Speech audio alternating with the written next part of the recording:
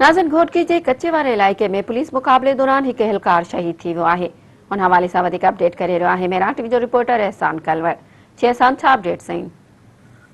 जी बिल्कुल, घोटकी जो कच्चे वारो इलाइक़ो आहे। कच्चो बिंडी 2 थाणे जी हद आहे।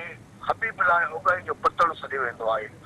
मुख़्तलिफ़ थाणनि जी पुलिस दुआरनि जे इतला ते हबीबुल्ला उगाई ॻोठ ऐं पतड़ ते चढ़ाई कई, जंहिं जे नतीजे में पुलिस ऐं दुआरनि विच में मुक़ाबलो थी पियो। गोलियूं ऐं राकेट लॉन्चरनि सां हिक ॿिए मथां जेको आहे फायरिंग कई वई, जंहिं जे नतीजे में हिकु जेको पुलिस एहलकार आहे, जेको कच्चे बिंडी 2 थाणे जो एहलकार अब्दुल रहमान वसीर, जेको उहो थधे ते शहीद थी वियो। जॾहिं त हिकु पुलिस जो एहलकार जेको आहे शाह पसंद मार, जेको सख़्तु ज़ख़्मी थी पियो।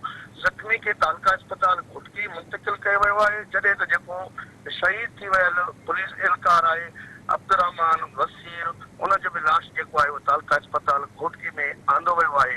होॾां आउं तव्हांखे ॿुधाईंदो हलां त पुलिस एहलकार जे शहीद थियण खां पोइ पुलिस जी जेका वधीक नफ़री आहे उहा बि कच्चो बिंडी जे हबीबुल्ला उगाई जे पतड़ वारे इलाइक़े में जेका आहे उहा रवानी थी वई आहे। ऐं हिन वक़्तु जेके इतला आहिनि त पुलिस ऐं दुआरनि विच में जेको आहे उहो मुक़ाबलो हलंदड़ आहे। जी एहसान, जी मेहरबानी।